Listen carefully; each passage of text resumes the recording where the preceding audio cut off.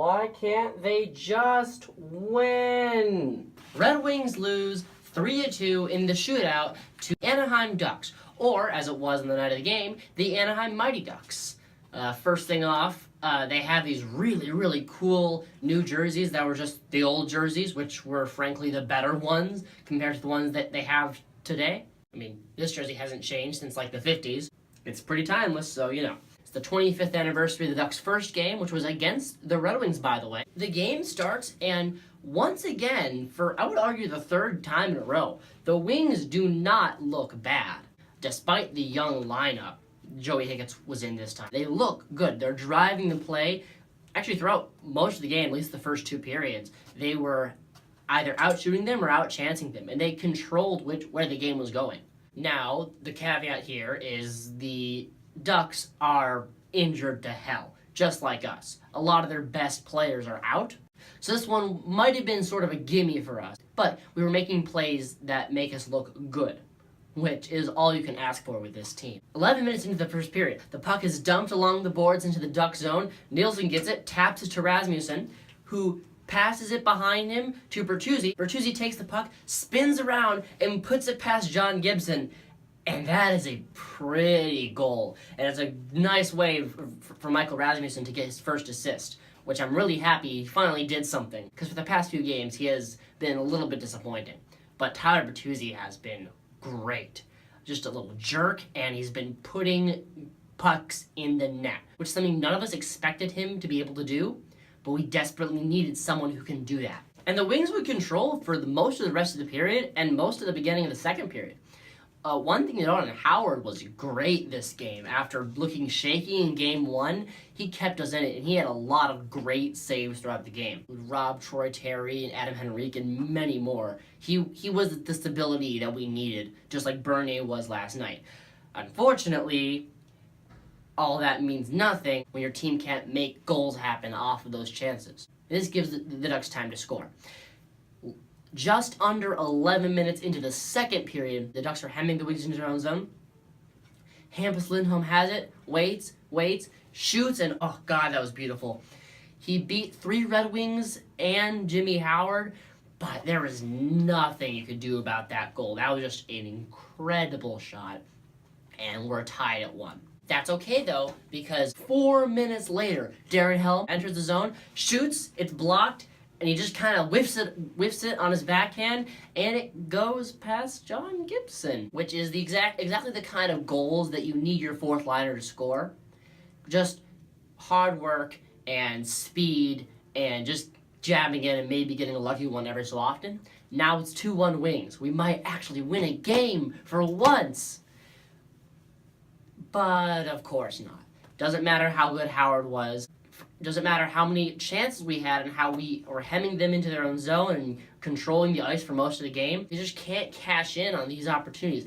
Andreas Athanasiou, all 3 games so far, has been incredible. In each game, he has caught the other team's defense completely off guard and made them look stupid and almost scored and either put it over the bar or just whiff on it or not be able to get a shot on or having the shot being saved. If Athanasiou could convert on like quarter of the plays he makes each game, he would get hat tricks every night. But he just can't get it done. And that goes for a lot of our players, including Dylan Larkin and Anthony Mantha. Mantha had a wide open net and put it off the bar, off an amazing pass by Larkin. This team has the skill. The pucks just aren't going in the net. And then we get to the third period, and finally the Ducks start turning it around, and they start dominating the game. The shot count throughout the game in the first period, Detroit was beating the Ducks 8-6 in shots. Then in the second period, it was relatively even, 8-8, but Detroit had a lot more chances. But by the third, the Ducks had turned it on, and they started getting a lot more shots, and it was 10-5. Which, to be fair, the Ducks were down, losing for 9 or so minutes, so score effects might change that, but that is something that if I was Jeff Blashill, I would try and work on. 8.5 minutes into the third period, he cuts right in front of Howard, and oh, what a save! Silverberg comes in, he puts it on 2. Oh my god, Jimmy Howard! What? Oh. The puck's in the back of the net. Jimmy Howard robs Adam Henrique and then robs Jakob Silverberg, but then the puck just bounces, just taps over his pad and goes in the back of the net. And those are the depressing plays we're going to have to get used to. Jimmy Howard Jimmy Howard was incredible on that play.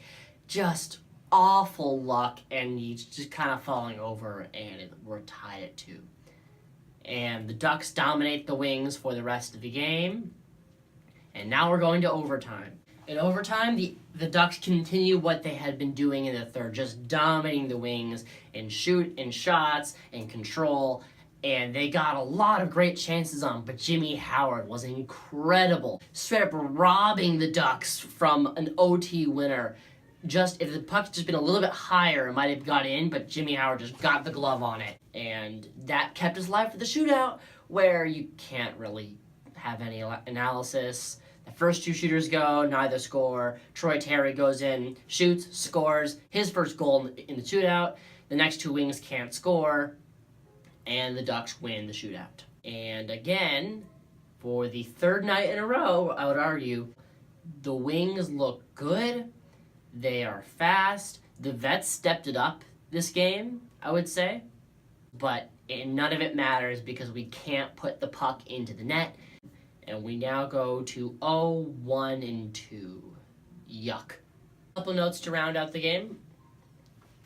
Michael Rasmussen, as I mentioned, got his first NHL assist. I've loved the past 3 games the Nyquist, Larkin, and Mantha line, which is worrying because for the practice lines today has Jeff Blashill taking Nyquist off of that line and putting Justin Abdelkader, one of our worst forwards the past couple games, on the top line. Another thing to note, the Wings have looked good but lost against 3 somewhat mediocre teams, let's be honest. The Ducks were incredibly injured. The Kings were injured too.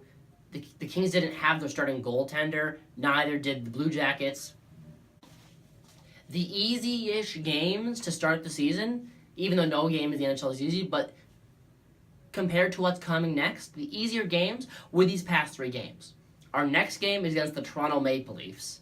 Austin Matthews has more goals than, I want to say, 7 NHL teams, including the Red Wings. This is going to be a major test for the Red Wings. One more note, you might have noticed the past 3 videos I've been in completely different locations, and I've gotten some feedback about the echo, and I don't like it either, which is why I'm in a different room. This is one of the music rooms. I'm experimenting with how the echo changes, and I will work on it. For that, I'll see you next time when I talk about the Wings hopefully beating the Maple Leafs. Hopes up. But until then, please like and subscribe and celebrate the Wings not having to play late night games for the next couple of games.